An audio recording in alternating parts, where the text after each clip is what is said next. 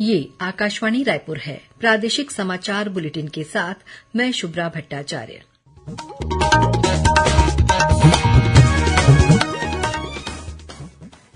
और अब पेश है आज के मुख्य समाचार। राजनीतिक दलों ने लोकसभा चुनाव के परिणामों की घोषणा के बाद सरकार गठन के प्रयास तेज किए। एनडीए और इंडिया गठबंधन की घटक दलों के साथ बैठक जारी। छत्तीसगढ़ की 11 में से 10 लोकसभा सीटों पर भारतीय जनता पार्टी ने जीत दर्ज की। मुख्य निर्वाचन पदाधिकारी ने चुनाव में सहभागिता करने वाले अधिकारियों कर्मचारियों का जताया आभार। बीजापुर जिले के अलग अलग थाना क्षेत्रों से सुरक्षा बलों ने एक इनामी सहित 9 माओवादियों को किया गिरफ्तार। और आज मनाया जा रहा है विश्व पर्यावरण दिवस। प्रदेश भर में हो रहे हैं अनेक कार्यक्रम।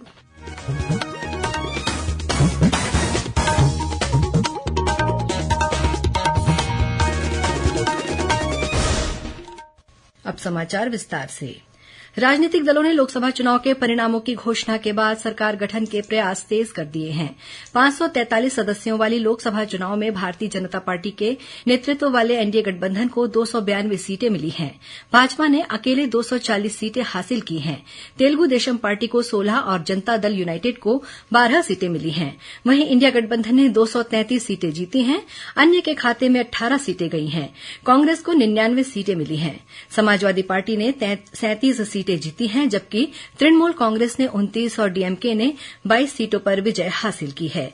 वहीं प्रधानमंत्री नरेंद्र मोदी ने कहा है कि लोगों ने लगातार तीसरी बार एनडीए गठबंधन पर विश्वास व्यक्त किया है और ये देश के इतिहास में एक बड़ी उपलब्धि है। उन्होंने जीत को संविधान में विश्वास और सबका साथ सबका विकास का मंत्र बताया।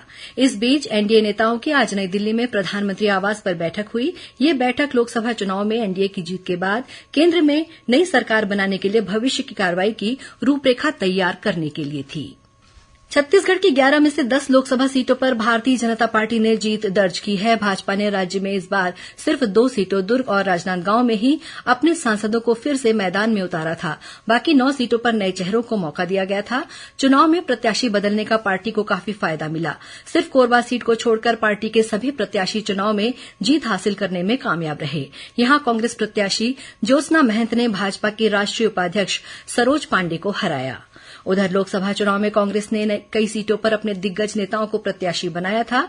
इनमें पूर्व मुख्यमंत्री भूपेश बघेल, पूर्व गृह मंत्री ताम्रध्वज साहू और पूर्व मंत्री कवासी लखमा शामिल थे। चुनाव में न सिर्फ ये दिग्गज नेता हार गए, बल्कि कांग्रेस को अपनी बस्तर की सीट भी खोनी पड़ी। बस्तर में भाजपा के महेश कश्यप ने कांग्रेस प्रत्याशी और पूर्व मंत्री कवासी लखमा को हराया।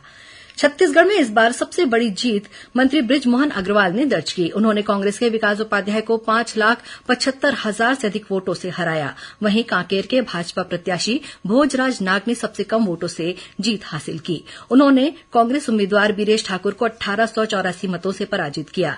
प्रदेश के सबसे हाई प्रोफाइल सीट राजनांदगांव में कांग्रेस प्रत्याशी और पूर्व मुख्यमंत्री भूपेश बघेल को भाजपा प्रत्याशी संतोष पांडे ने हरा दिया। वहीं महासमुंद में भाजपा प्रत्याशी रूपकुमारी चौधरी ने कांग्रेस उम्मीदवार और पूर्व गृह मंत्री ताम्रध्वज साहू को हराया।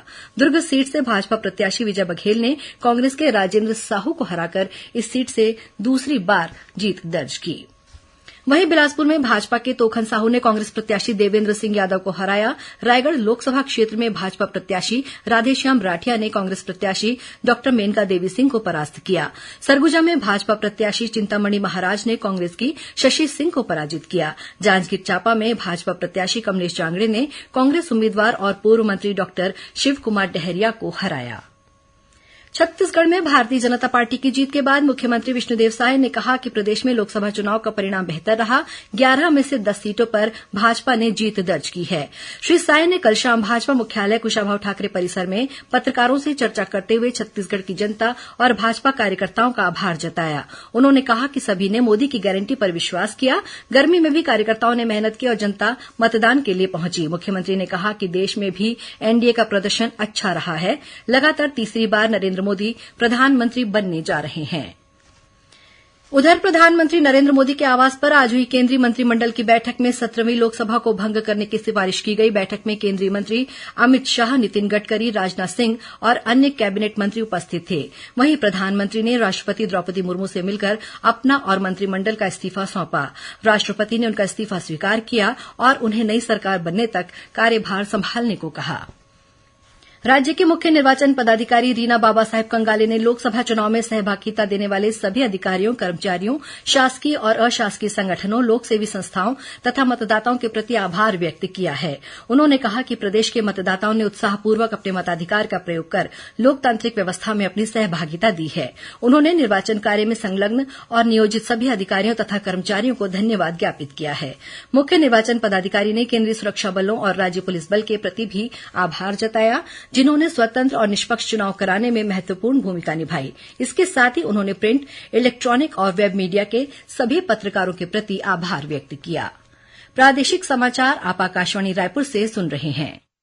छत्तीसगढ़ की खबरों से है आपका वास्ता और खबरों की विश्वसनीयता से है हमारा वास्ता। आकाशवाणी समाचार रायपुर के प्रादेशिक समाचार बुलेटिन के साथ ही हमारे समसामयिक कार्यक्रम आप रेडियो के अलावा अपने मोबाइल पर भी सुन सकते हैं। आकाशवाणी समाचार फेसबुक, ट्विटर और यूट्यूब पर भी उपलब्ध है। हमारा Facebook page Chhattisgarh news on AIR, Twitter handle CGAIR news और हमारा यूट्यूब चैनल है छत्तीसगढ़ AIR न्यूज। तो अब रेडियो के साथ ही आपके मोबाइल के जरिए भी हम पहुंच रहे हैं आप तक। छत्तीसगढ़ की हर खबर के लिए सुनते रहिए आकाशवाणी समाचार।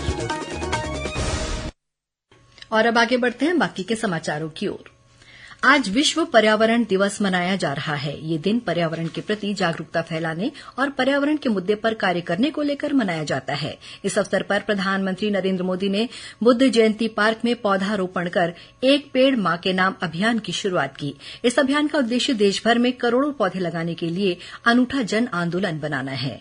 इधर छत्तीसगढ़ के मुख्यमंत्री विष्णुदेव साय ने अपनी धर्मपत्नी कौशल्या साय के साथ अपने निवास परिसर में चीकू, नीम और रुद्राक्ष का पौधा रोपा। इस अवसर पर उन्होंने प्रदेशवासियों से अपने घरों और आसपास पौधा लगाने तथा पौधों को जीवित रखने की जिम्मेदारी लेने की अपील की। वहीं छत्तीसगढ़ पर्यटन मंत्रालय द्वारा आज प्राकृतिक पुनरुत्पादन और बीज संरक्षण पर वॉक कम फील्ड कार्यशाला का आयोजन जंगल सफारी में किया गया। इसमें 50 से अधिक स्वयंसेवक, पर्यावरण प्रेमी और विद्यार्थियों ने भाग लिया। इसी तरह छत्तीसगढ़ पर्यावरण संरक्षण मंडल के क्षेत्रीय कार्यालय द्वारा रायपुर के कला केन्द्र में पोस्टर प्रतियोगिता का आयोजन किया गया। उत्कृष्ट पोस्टर बनाने वाले प्रतिभागियों को पुरस्कृत किया गया। गौरेला पेण्ड्रा मरवाही जिले में एक निजी संस्था द्वारा वृक्षारोपण कार्यक्रम आयोजित किया गया। इस अवसर पर पुलिस अधीक्षक भावना गुप्ता ने नीम और अतिरिक्त पुलिस अधीक्षक ओम चंदेल ने चंदन के पौधे रोपे। कबीरधाम जिले में अमृत सरोवर स्थलों पर ग्रामीणों ने बढ़ चढ़कर वृक्षारोपण अभियान में भाग लिया। इसके साथ ही सरोवर के आसपास साफ सफाई करते हुए जल संरक्षण और जैव विविधता के महत्व को जानते हुए वर्षा जल को बचाने का संकल्प लिया। विश्व पर्यावरण दिवस पर आज धमतरी नगर पालिका द्वारा विभिन्न स्थलों, तालाबों सहित अन्य जल स्रोतों की साफ सफाई की गई। इस दौरान सामाजिक कार्यकर्ता, स्वयंसेवी संगठनों के प्रतिनिधि, ग्रीन आर्मी के सदस्य, प्रेस प्रतिनिधि, अधिकारी, कर्मचारियों सहित बड़ी संख्या में शहरवासियों ने श्रमदान किया। जल जगार अभियान के तहत आज धमतरी जिले के ग्राम कन्हारपुरी में रेलवे विभाग द्वारा 5.5 एकड़ क्षेत्र में बनाए जाने वाले तालाब गहरीकरण और सौंदर्यीकरण कार्य का स्थानीय जनप्रतिनिधियों और ग्रामीणों ने शुभारंभ किया। कार्यक्रम को संबोधित करते हुए कलेक्टर नम्रता गांधी ने कहा कि जिले में भूजल स्तर तेजी से नीचे जा रहा है। ऐसे में रेलवे द्वारा तालाब गहरीकरण और सौंदर्यीकरण कार्य कराने से जल संरक्षण में सहयोग मिलेगा। उन्होंने किसानों से आह्वान किया कि वे धान के बदले कम पानी वाली फसलें जैसे दलहन और तिलहन लें। इस मौके पर रेलवे बोर्ड के अधिकारी सूरज प्रसाद ने कहा कि हमारा पूरा प्रयास रहेगा कि हम कन्हारपुरी गांव को एक सुंदर तालाब दे सके, लेकिन इसे संभालना सबकी जिम्मेदारी होगी। बीजापुर जिले के मद्देड़ और फरसेगढ़ थाना क्षेत्र से सुरक्षा बलों ने 5 लाख रुपए के इनामी सहित 9 माओवादियों को गिरफ्तार किया है। पकड़े गए माओवादियों पर हत्या, लेवी वसूली, सड़क काटने और आईडी प्लांट करने जैसी घटनाओं में शामिल रहने का आरोप है। इनके पास से विस्फोटक, जिलेटिन स्टिक, पॉम्पलेट और बैनर पोस्टर बरामद किया गया है। पुलिस के मुताबिक मद्देड़ थाना क्षेत्र के सोमनपल्ली और बंदेपारा मार्ग से 5 लाख रुपए के इनामी माओवादी लच्छू पुनेम को गिरफ्तार किया गया है। कथित कोयला घोटाला मामले में निलंबित आईएएस अधिकारी रानू साहू और निलंबित उपसचिव सौम्या चौरसिया की रिमांड अवधि खत्म होने पर ईओडब्ल्यू ने आज उन्हें रायपुर की विशेष अदालत में पेश किया। दोनों आरोपियों को कोर्ट ने 18 जून तक न्यायिक रिमांड पर भेज दिया है। और अब पेश है मौसम का हाल। छत्तीसगढ़ में मानसून के आगमन से पहले प्रदेश के कई इलाकों में बारिश का सिलसिला शुरू हो गया है। मौसम विभाग के मुताबिक एक द्रोणिका पश्चिमी उत्तर प्रदेश से पूर्वी बांग्लादेश तक विस्तारित है, जिसके असर से कल दक्षिण छत्तीसगढ़ में कुछ स्थानों पर हल्की वर्षा होने या गरज चमक के साथ छींटे पड़ने की संभावना है। वहीं एक दो स्थानों पर अंधड़ चलने और वज्रपात होने की चेतावनी दी गई है। अंत में मुख्य समाचार एक बार फिर। राजनीतिक दलों ने लोकसभा चुनाव के परिणामों की घोषणा के बाद सरकार गठन के प्रयास तेज किए। एनडीए और इंडिया गठबंधन की घटक दलों के साथ बैठक जारी। छत्तीसगढ़ की 11 में से 10 लोकसभा सीटों पर भारतीय जनता पार्टी ने जीत दर्ज की। मुख्य निर्वाचन पदाधिकारी ने चुनाव में सहभागिता करने वाले अधिकारियों कर्मचारियों का जताया आभार। बीजापुर जिले के अलग अलग थाना क्षेत्रों से सुरक्षा बलों ने एक इनामी सहित 9 माओवादियों को किया गिरफ्तार। और आज मनाया जा रहा है विश्व पर्यावरण दिवस। प्रदेश भर में हो रहे हैं अनेक कार्यक्रम। इसी के साथ प्रादेशिक समाचार बुलेटिन समाप्त हुआ। नमस्कार।